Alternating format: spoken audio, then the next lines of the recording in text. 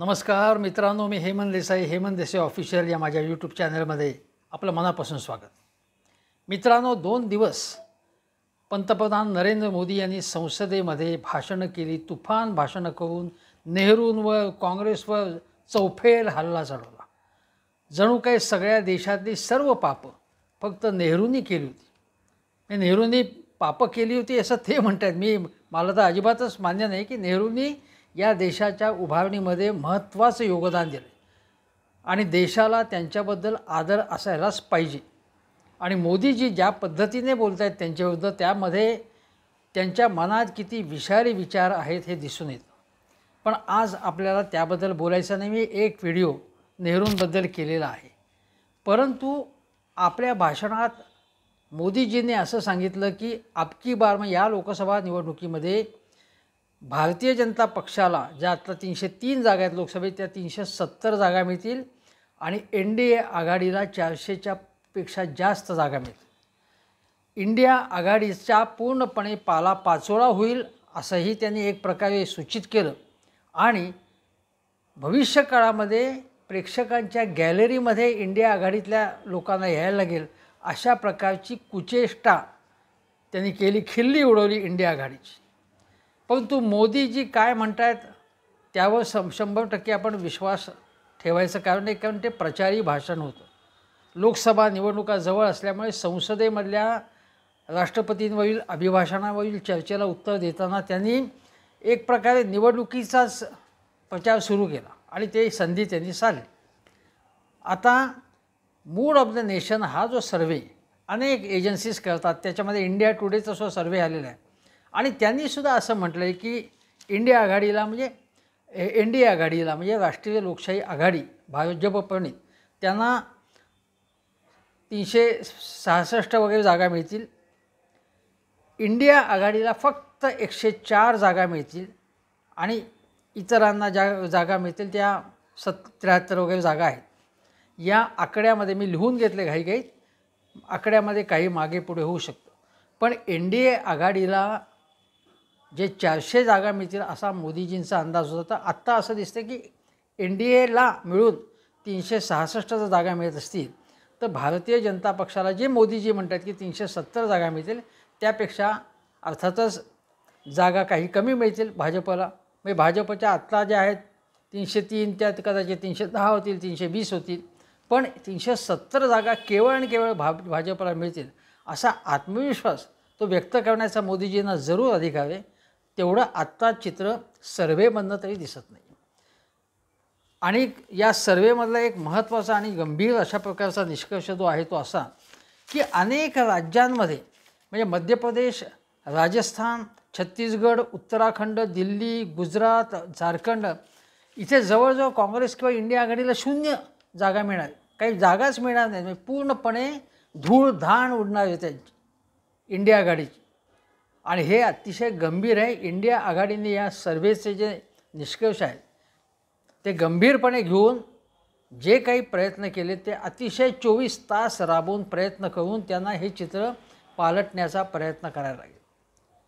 पण मित्रांनो, आज तरी असं दिसतंय सर्व्हेमधनं नाही, मी सुद्धा मान्य करतो की देशामध्ये आज मोदी आणि मोदी यांचंच सरकार येणार आहे. हे आत्ता या घडीला हे स्पष्टपणे दिसतं. आता असं म्हटलं जाऊ शकेल की असे अनेक सर्वे येतात त्याच्यातनं एक नॅरेटिव्ह तयार केलं जातं की इंडिया आघाडी म्हणजे विरोधी पक्षांच्या आघाडीला यशच मिळणार नाही आहे, ते पराभूतच होणार नाहीत, अशा प्रकारचं एक नॅरेटिव्ह, एक समीकरण निर्माण करण्याचं, लोकांच्या मनावर बिंबवण्याचा प्रयत्न. असे सर्वे आले की याच्यामुळे इंडिया आघाडीमध्ये नैराश्य येईल, पराभूततेच्या मानसिकतेत ते जातील अशी सुद्धा शक्यता नाकारता येत नाही. पण सर्वे आहेत आणि सर्वेंचा आपण आदर केला पाहिजे. कारण मी किंवा आणखीन कोणी नुसतेच अंदाज व्यक्त करण्यापेक्षा काही लोकांच्या मुलाखती घेऊन सायंटिफिक पद्धतीने, आता गोदी मीडियाने केलेले सर्वे जाऊन द्या तुम्ही, पण इंडिया टुडे ज्या एजन्सीमार्फत सर्वे करतो इंडिया टुडे ही संस्था, ते बऱ्यापैकी आत्तापर्यंत खरे ठरले आहेत. म्हणून मी त्याचे आकडे सांगितले. आणखीन काही लोकांचे अंदाज आलेले आहेत, त्याची चर्चा करायची. पण आज आपल्याला चर्चा करायची आहे ती महाराष्ट्राची. आणि महाराष्ट्रामध्ये जो इंडिया टुडेचा अंदाज आहे, महाराष्ट्रात महायुतीला म्हणजे आपण ज्याला NDA आघाडी म्हणू त्यांना 40% मतं मिळेल, व्होट शेअर.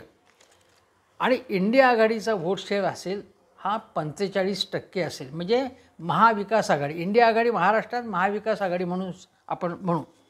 आणि जागा काय असतील या दोघांच्या त्या आपण लक्षात घेतल्या तर 26 जागा या मवियाला म्हणजे महाविकास आघाडीला आणि 22 जागा या भारतीय जनता पक्षाला मिळणार आहेत.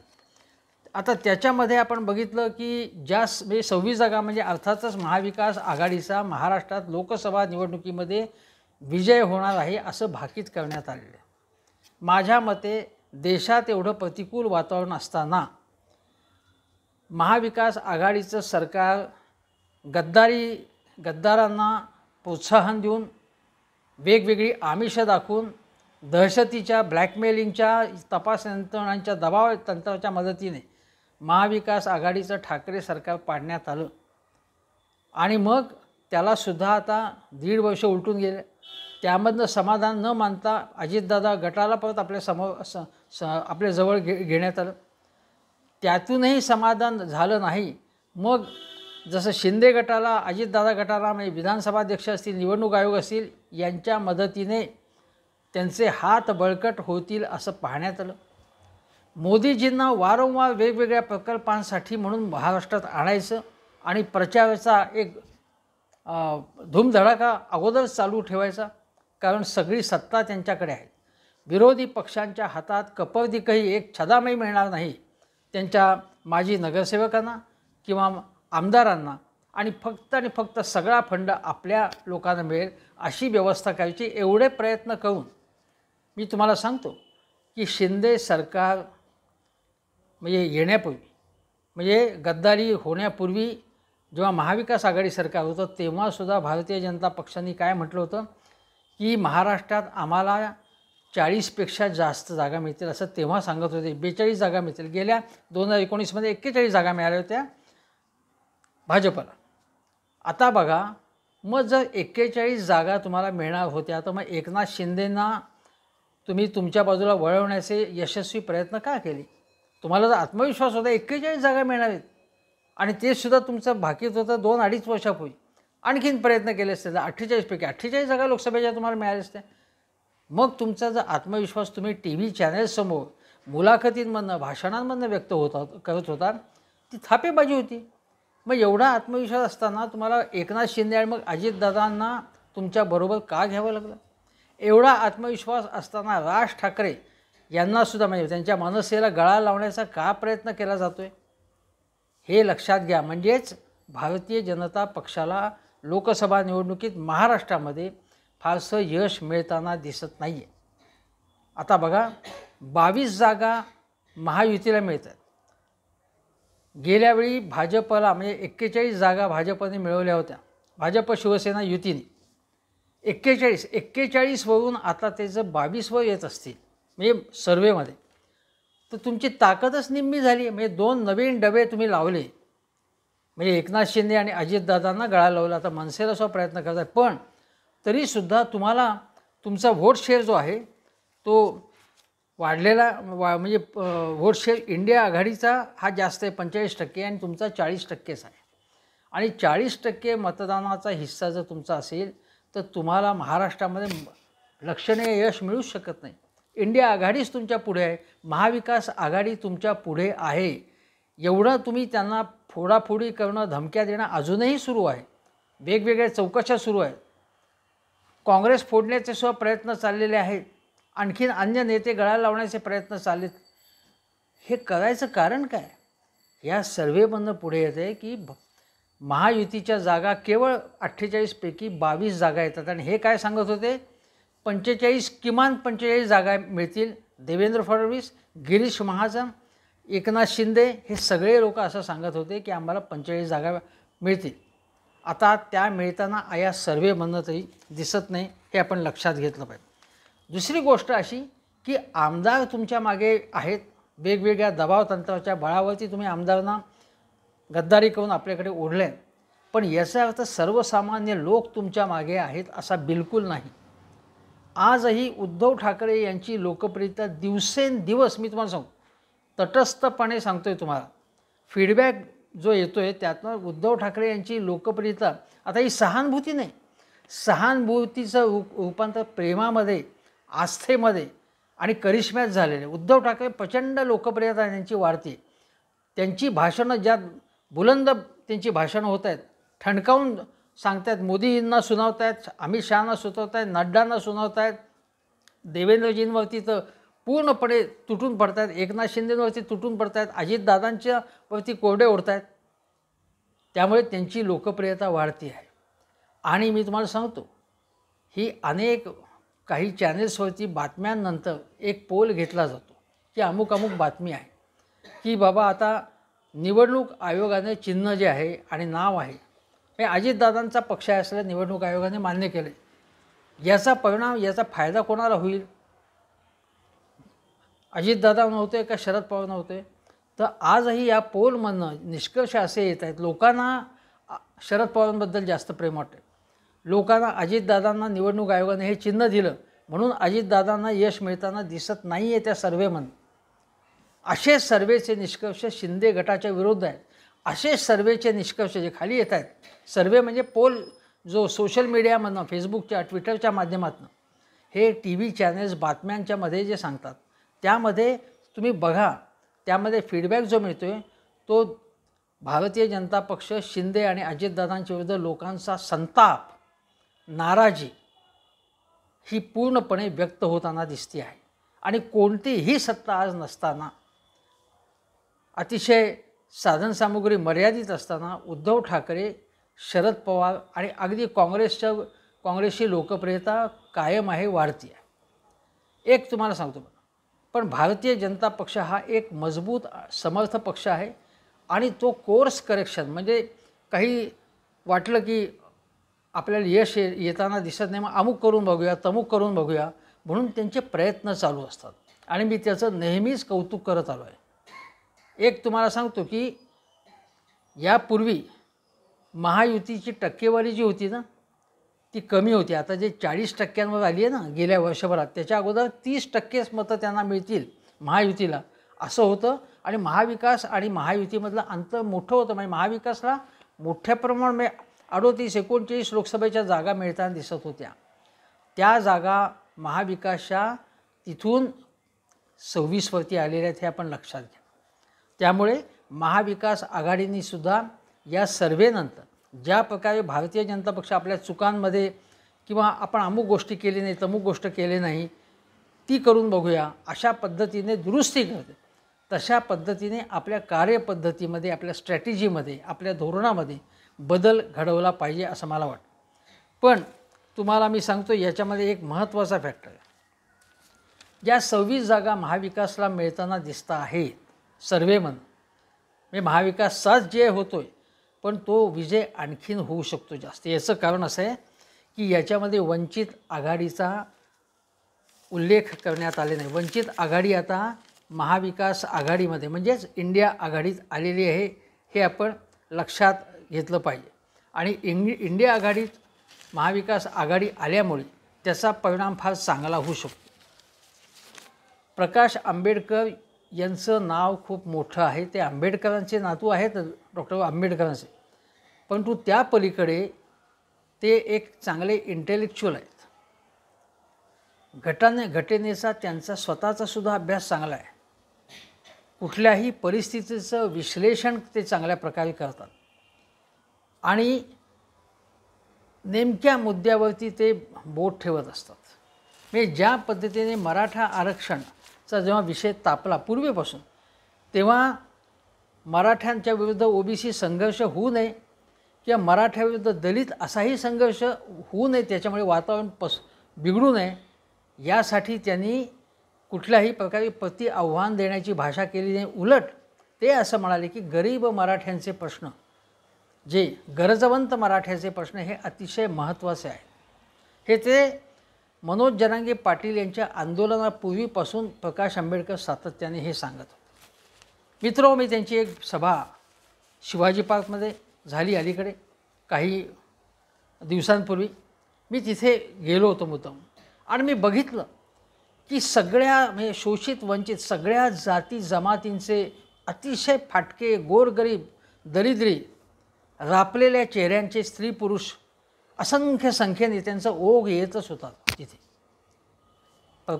बाबासाहेबांचं पुण्याई आहेच, पण प्रकाश आंबेडकर यांनीसुद्धा खूप मोठ्या प्रमाणामध्ये म्हणजे OBCमधल्या ज्या जातींना काहीच मिळालं नाही आत्तापर्यंत त्यांना बरोबर घेतलं. सगळ्याच वंचित आघाडीला सगळ्याच वंचित जाती जमातींना आपल्या बरोबर घेतलेलं आहे, मुस्लिमांना बरोबर घेतलेलं आहे. आणि हे आपण लक्षात घेतलं पाहिजे की हे त्यांचं कार्य हे मोठं आहे. त्यांच्या निवडणुकीच्या वेळेच्या त्यांच्या काही गोष्टींबद्दल लोकांचं काही टीका असू शकते, पण आत्तासुद्धा ते काय म्हणत आहेत की मी आघाडीत येतो आहे, त्या उपस्थितसुद्धा राहिली चर्चा, पण किमान समान कार्यक्रमावरती चर्चा झाली पाहिजे. आणि माझं म्हणणं असेल की प्रकाश आंबेडकरांचे सगळं म्हणणं सगळे मुद्दे सहानुभूतीने ऐकून किंवा लक्षपूर्वक ऐकून त्या प्रकारे त्यांना आघाडीमध्ये सामावून घेतलं पाहिजे. आणि आघाडीचा एक मोठा नेता म्हणून त्यांना प्रोजेक्ट सुरू केलं पाहिजे असं माझं मत. प्रकाश आंबेडकरांमुळे खूप मोठी ताकद इंडिया किंवा महाविकास आघाडीची वाढणार आहे हे लक्षात घेतलं पाहिजे. आणि त्यामुळे त्यांचे सगळे मुद्दे त्यांचं सगळं म्हणणं त्यांच्या सगळी गाऱ्हाणी ऐकून त्याची दखल घेतली पाहिजे आणि त्या प्रकारे दुरुस्ती केली पाहिजे. असं मला मोठं मन दाखवायला पाहिजे आघाडीतल्या पक्षाने, हे आपण लक्षात घेतलं पाहिजे. आता मी तुम्हाला सांगतो की 2019मध्ये अशोक चव्हाण, विशाल पाटील, राजेंद्र शिंगणे, राजू शेट्टी, नंतर सुशीलकुमार शिंदे अशा अनेकांचा लोकसभा निवडणुकीत पराभव झाला. त्या ठिकाणी वंचितच्या उमेदवारांनी मोठी मतं घेतलेली होती. अरे 14% लोकसभा निवडणुकीत वंचित पक्षाने मिळवली. आणि ही वंचित आघाडी तेव्हा नुकतीच स्थापन झाली होती. आणि पहिल्याच याच्यामध्ये एवढं यश मिळवणं, सबस्टॅन्शियल यश मिळवणं, आपली एक ओळख निर्माण करणं हे वंचितचं मोठं यश आहे. म्हणून आणि मी तुम्हाला सांगतो की केवळ प्रकाश आंबेडकरांचं केवळ महाराष्ट्रात नाही देशात त्यांचं नाव आहे आणि त्यांचं कर्तृत्व सुद्धा आहे. तसं उत्तर प्रदेश असेल, बिहारमध्ये सुद्धा प्रकाश आंबेडकर बरोबर आहेत म्हणून इंडिया आघाडीलाच खूप मोठा फायदा होऊ शकतो. म्हणून प्रकाश आंबेडकर यांना बरोबर ठेवलंच पाहिजे आणि त्यांच्या म्हणण्याची रास्त दखल घेतली पाहिजे असं माझं इंडिया आघाडीला आणि मवियाला आवाहन आहे. आता मी तुम्हाला सांगतो की मविया आघाडीच्या जी काय ताकद असेल आता 26 जागा त्यांना मिळताना सर्वेमधनं दिसत आहे. आता त्यांना या जागा वंचितच्यामुळे आणखीन जागा वाढतील. म्हणजे 30-32 काय संजय राऊत म्हणतात 35 जागा आम्हाला मिळू शकतील. ते असेल तर चांगलंच आहे. याचं कारण असं आहे की लोकसभा निवडणुकीमध्ये जर 370 जागा मोदींनी लक्ष ठेवून दिलं आहे तेवढ्या जर भाजपला मिळवायच्या असतील तर महाराष्ट्रावर त्यांची भिस्त आहे. महाराष्ट्रात महायुतीला मोठ्या प्रमाणात जागा हव्या आहेत, मिळवायच्या आहेत, त्यांचं लक्ष येते. दिसत आहेत आता 22 जागा, पण गेल्या वेळी 41 मिळाल्या होत्या. म्हणजे त्यांना जर 22वरून निदान 41पर्यंत प्रगती करता आली तर राष्ट्रीय स्तरावर त्यांना 370चं लक्ष गाठता येऊ शकतं, कदाचित त्यापुढे जाता येऊ शकतं. पण देशामध्ये लोकशाही, धर्मनिरपेक्षता, उदारमतवाद, सहिष्णुता ही सगळी मूल्य आणि संविधान जिवंत ठेवायचं असेल तर इंडिया आघाडीचा म्हणजेच इंडिया आघाडी म्हणजे भाजप प्रणित राष्ट्रीय लोकशाही आघाडीचा पराभव केलाच पाहिजे. आणि महाराष्ट्रामध्ये महायुतीचा पराभव करणं अनिवार्य आहे आणि त्यासाठी चांगले प्रयत्न केले पाहिजेत. मी तुम्हाला सांगतो की काही मुद्दे मी देतो. राष्ट्रीय स्तरावर तर मी तुम्हाला सांगतो की मनमोहन सिंगांच्या काळामध्ये देशाच्या डोक्यावर 56 लाख कोटी रुपयांचं कर्ज होतं आणि आज ते कर्ज 205 लाख कोटी रुपयांपेक्षा जास्त आहे. आणि आंतरराष्ट्रीय नाणेनिधीने इशारा दिलेला आहे की हेच जर अशा प्रकारे आपण कर्ज घेत राहिलो तर उद्या आपली श्रीलंकेप्रमाणे दिवाळखोरीची अवस्था होऊ शकते. हे लक्षात घ्या. अशी स्थिती असते की मोदीजी किंवा इथे देवेंद्र फडणवीस एकनाथ शिंदेंचं काय हे आहे की भरमसाठ कर्ज घ्यायची, बाकी पुढचं सरकार येईल तर बघून घेईल ना काय असेल ते, आत्ताची वेळ भागवायची. त्यामुळे पुरवण्या मागण्यांमध्ये आपल्याकडे बघा बजेटच्या बाहेर जाऊन 1,60,000 कोटी रुपयांच्या पुरवणी मागण्या मान्य करून घेतल्या एकनाथ शिंदे सरकारने महाराष्ट्रात. आणि मी तुम्हाला सांगतो की या पुरवणी मागण्यामधून या असत्या त्या केवळ त्याच्यामधला मोठा भाग हा राजकीय आहे. त्यामध्ये आपल्या आमदारांचे लाड पुरवायचे, त्यांना फंड द्यायचा, आपल्या ज्या योजनांमुळे जिथे आपले खासदार किंवा आमदार निवडून येण्याची शक्यता आहे किंवा आलेले आहेत तिथे जास्त फंड द्यायचा, तिथल्या प्रकल्पांना फंड द्यायचा. या सगळ्या गोष्टी या पुरवणी मागण्यांच्यामधनं केल्या जातात. मी तुम्हाला गंभीर गोष्ट सांगतो. महाराष्ट्रामध्ये जसं कर्नाटकमध्ये ठेकेदारांनी तक्रार केली होती बोंबई सरकारबद्दल 40% कमिशन, या इथल्या कंत्राटदारांनी अशी तक्रार केलेली आहे मुख्यमंत्री दोन्ही उपमुख्यमंत्र्यांना भेटून की आम्ही जर आम्हाला जे काही ठेके मिळालेले असतील, एखादा मिळाला तर आम्ही म्हणजे ज्या पक्षाच्यामुळे हा ठेका मिळाला असेल, मग 3 पक्ष येतात, तर एखादा ठेकेदार अमुक पक्षाच्या जवळचा म्हणजे शिंदे गटाच्या समजा जवळचा आहे, तर अजितदादा गट किंवा भाजपचे लोक त्यांना त्रास देतात. तसंच उद्या भाजपामुळे एखादं कॉन्ट्रॅक्ट मिळाले तर त्या ठेकेदाराला दुसरे 2 पक्ष त्रास देतात. आणि शिवाय आज या ठेकेदारांना, कंत्राटदारांना, म्हणजे रस्त्याची असतील, धरणांची असतील, कालव्यांची असतील, कुठलीही कंत्राट असतील, त्यांच्याकडनं खंडणी उकळली जाते. त्यांना पकडून काहीतरी आरोप ठेवून घेऊन आपल्याबरोबर घेऊन गेलं जातं, त्यांना धमक्या दिल्या जातात. अशा प्रकारच्या तक्रारी त्यांनी केल्या आहेत. आणि जर हे थांबलं नाही तर 15 फेब्रुवारीपासून आम्हाला आंदोलन छेडावं लागेल असं त्यांनी म्हटलेलं आहे. हे लक्षात घ्या तुम्ही, किती गंभीर गोष्ट आहे. आता मी तुम्हाला सांगतो, काम बंद करण्याचा इशारा त्यांनी दिलेला आहे. आता मी तुम्हाला सांगतो की ज्या पद्धतीने म्हणजे महाविकास आघाडीनी म्हणजे उद्धव ठाकरे, नाना पटोले, पृथ्वीराज चव्हाण, अशोक चव्हाण, बाळासाहेब थोरात, हे सगळे जे नेते आहेत आणि शरद पवार असतील, सुप्रियाताई असतील, या सगळ्यांना महत्त्वाचे मी तुम्हाला सांगितलं त्यामुळे ठेकेदारांची ही तक्रार देशच नाही, महाराष्ट्राच्या डोक्यावरती असलेलं कर्ज, शेतकऱ्यांच्या पूर्ण न झालेल्या मागण्या, तलाठ्यांच्या भरतीच्या वेळी त्या पेपरच्या परीक्षामध्ये जो गैरव्यवहार झाला त्याच्याबद्दलचे अनेक, म्हणजे धनंजय शिंदे आम आदमी पक्षाचे, त्यांनी मोठं आंदोलन केलं होतं त्यासंबंधी. तेव्हा ते प्रश्न जे आहेत त्याच्यातला भ्रष्टाचार झाला तो, आणि याशिवाय या सरकारची प्रचंड जाहिरातबाजी, हे सगळे मुद्दे त्यांनी मांडले पाहिजेत. लोकांना सांगितलं पाहिजे की या गोष्टी होत आहेत, भयंकर गोष्टी होत आहेत. या पलीकडे म्हणजे महाराष्ट्रात गुंडगिरी मोठ्या प्रमाणावरती वाढली, म्हणून आता सरकारची इमेज अशी होत चालली की हे गुंडांना आश्रय देणारं सरकार आहे. गुंड भेटीला येत आहेत, कोणी पार्थ पवारांच्या भेटीला येते, कोणी शिंदेंच्या भेटीला येत आहेत, किंवा शिंदेंच्या चिरंजीवांच्या भेटीला येतात.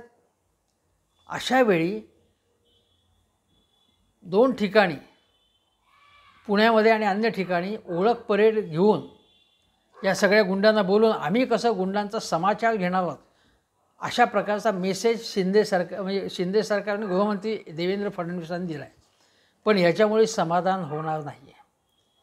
कारण निवडणुकीच्या अगोदर गुंडांना मोकळं सोडून त्यांच्याकडून मतदारांवरती दबाव आणण्याचा प्रयत्न होतो, हे मित्रांनो लक्षात घ्या. त्यामुळे हे सरकार, महाराष्ट्रातलं महायुतीचं सरकार काहीही करू शकतं, हे आपण लक्षात घ्या. कारण ज्या पद्धतीने राज्यातल्या आणि केंद्रातल्या तपास यंत्रणेचा दुरुपयोग केला जातो आहे, आज उघड धमक्या दिल्या जातात, रवींद्र वायकरांवरती मोठं प्रेशर आणलं जाते. आज तुम्ही आमच्याकडे या म्हणून. आज मी तुम्हाला सांगतो, विधान परिषदेतल्या एक आमदार ज्या उद्धव ठाकरे सरकारमध्ये होत्या, उद्धव ठाकरेंच्याच बरोबर त्यांच्या पक्षात होत्या, शिंदे गेल्यानंतर, शिंदेंनी गद्दारी केल्यानंतर सुद्धा त्या शिवसेनेत म्हणजे उद्धव ठाकरेंबरोबर होत्या आणि मग त्या काही महिन्यांनी शिंदेंच्याकडे गेल्या. त्या आमदार ज्या एकनाथ शिंदेंचे आमदार उद्धव ठाकरेंवर आरोप करत असताना त्या उद्धव ठाकरेंचा किल्ला चॅनेलवरनं लढवत होत्या, त्यांनी अचानकपणे पक्षांतर केलं किंवा गटांतर केलं आणि ते उद्धव ठाकरेंची साथ सोडून त्या शिंदेंकडे गेले. आज त्या एका चॅनेलवर सांगत होत्या, त्या उद्धव ठाकरेंच्यावरती टीका म्हणजे त्या महाविकास आघाडी सरकारवर टीका करत होत्या, शिंदे सरकारचं गुणगान करत होत्या. काही महिन्यांमध्ये गेल्या वर्षी ते शिंदे सरकारवरती टोप टाकत होत्या आणि उद्धव ठाकरेंचं कौतुक करत होत्या, महाविकास आघाडी सरकारच्या कारभाराचं कौतुक करत होतं. आता मित्रांनो सांगा तुम्हाला हे काय चाललं आहे? म्हणजे अशा प्रकारचं जे लोक तुम्ही बघताय ना, हे किती लबाडीचं वर्तन चाललेलं आहे. हे चुकीचं आहे. म्हणजे मी असं म्हणेन की तुम्ही पक्षांतर केलं ना, तर तुम्ही अगोदरचं जे काही तुम्ही बोलत होत त्याच्याशी तरी कन्सिस्टंट किंवा तो विषय टाळा ना, बोलूच नका तुम्ही त्याबद्दल. पण तुम्ही तेव्हा जे काय बोलत होता, आता ते सगळे व्हिडिओ उपलब्ध आहेत ना, ते तुम्ही तेव्हा या गोष्टी सगळ्या लोकांच्या डोळ्यासमोर आणल्या पाहिजे. एका आमदारांनी म्हणजे संजय गायकवाड शिंदे गटाच्या आमदारांनी कॅबिनेट मंत्री, ज्येष्ठ मंत्री, महाराष्ट्राचे उपमुख्यमंत्री आणि गृहमंत्री राहिलेले 75 वर्षाच्या छगन भुजबळांच्या पेकाटात लाथ घालून त्यांना मंत्रिमंडळातून हाकलून लावा अशी जाहीर मागणी केली आणि त्यानंतरसुद्धा आपल्या या वक्तव्याबद्दल माफी मागितली नाही. एकनाथ शिंदेंनी किंवा देवेंद्र फडणवीसांनी त्यांना माफी मागायला सांगितलं नाही. त्या संजय गायकवाडांवरती कुठलीही कारवाई झाली नाही, हे लक्षात घ्या तुम्ही. म्हणजे बघा, भुजबळांच्या नंतर गणपत गायकवाड गोळ्या घालतो, एक आमदार भाजपचा उघड गोळ्या घालतो आणि शिंदे गटाचे लोक जे आहेत मंत्री हे देवेंद्रजींना भेटायला जातात, त्यांची विनवणी करतात की याच्यावर काहीतरी गणपत गायकवाडावर पक्षांतर्गत कारवाई करा, कडक कारवाई एकूण करा, गृहमंत्री गृह खातंसुद्धा तुमच्याकडे अशी विनवणी करण्याची पाळी त्यांच्यावरती येते. या तिन्ही पक्षांचा एका म्हणजे त्यांचा मेळ एकमेकांशी नाही आहे, समन्वय नाही आहे. तेव्हा यामुळे हा जो सगळा कारभार आहे या सरकारचा, तो जाहिरातीवरती बेबंद खर्च करणं, प्रचंड महाराष्ट्राला कर्जबाजारी करून ठेवणं, उधळपट्टी करणं, कंत्राटदारांकडनं खंडण्या मागणं, गुंडांना आश्रय देणं, शिंदे गटाचे आमदार सरवण हवेत गोळीबार करतात. एक त्यांचा आमदाराचा मुलगा एका व्यापाऱ्याला किंवा हॉटेलवाल्याला काही ते पळवून देतो. गणपत गायकवाड सत्ताधारी पक्षाचा आमदार गोळ्या घालतो सगळ्यांचे देखत आणि तो मुख्यमंत्र्यांनी माझे पैसे परत केले नाहीत करोडो रुपयांचा असं म्हणतो. आता हा भ्रष्टाचार नाही का सगळा? त्यामुळे हा सगळा कारभार जो आहे शिंदे फडणवीस अजितदादा सरकारचा काळा कारभार, त्यांचे कारनामे हे लोकांपुढे ठेवता येतील आणि काँग्रेस, शरद पवार गट आणि उद्धव ठाकरे यांचा पक्ष यांना मिळून आज ज्या 26 जागा सर्व्हेमध्ये दिसत आहेत त्या वंचित बरोबर आहेत. 40ची मजल गाठता येईल हे मी तुम्हाला सांगतो आहे, कारण उद्धव ठाकरे हे जबरदस्त गतीने काम करत आहेत. आता शरद पवार, तुम्हाला सांगतो की शरद पवार काय किमया करतील हे सांगता येत नाही. त्यांचा उत्साह जबरदस्त आहे. पृथ्वीराज चव्हाणांसारखे नेते जर आले पुढे आणि त्यांना जास्त जबाबदारी त्यांच्यावरती सोपवली किंवा जे कोणी तरुण नेतृत्व महाराष्ट्रामध्ये काँग्रेसकडे आहे, नाना पटोले तर आहेतच, पण बाकीच्या नेत्यांनी स्पेसिफिक मुद्दे घेऊन या सरकारवर हल्लाबोल केला आणि आम्ही काय करणार आहोत हे लोकांना नीट सांगून टाकलं तर महाविकास आघाडी किंवा इंडिया आघाडीला 40ची मजल लोकसभेत गाठता येऊ शकते. देशामध्ये मोदींचा भले विजय होण्याची शक्यता आहे, पण महाराष्ट्रात वेगळं काही घडू शकतं. महाराष्ट्र हा देशाला वाट दाखवू शकतो, देशाला प्रकाशाची वाट दाखवू शकतो. स्वातंत्र्यपूर्व काळामध्ये आंदोलनामध्ये पश्चिम बंगाल आणि महाराष्ट्राने मोठे क्रांतिकारक देशभक्त दिले, देशाला चळवळ सुरू केली, राष्ट्रीय पुढारी दिले स्वातंत्र्य चळवळीत देशाला नवी दिशा दिली, बौद्धिक दिशा दिली, वैचारिक दिशा दिली, सामाजिक आणि राजकीय दिशा दिली. अशा प्रकारची राजकीय दिशा महाराष्ट्र देशाला देऊ शकेल आणि मोदींच्या या आव्हानाला, महाशक्तीला चितपट करण्यासाठी, किमान त्यांना आव्हान देण्यासाठी महाराष्ट्रामधली इंडिया किंवा महाविकास आघाडीची शक्ती ही चांगल्या प्रकारे भक्कम एकजूट उभारून त्यांना टक्कर देऊ शकते, असा आत्मविश्वास मी इथे व्यक्त करतो. आणि इथेच थांबण्यापूर्वी हेमंत देसाई ऑफिशियल हा माझा यूट्यूब चॅनल जरूर पहा. शेजारचं बेल आयकनचं बटन दाबून सबस्क्राईब करा आणि हा चॅनल पाहत राहा. नमस्कार.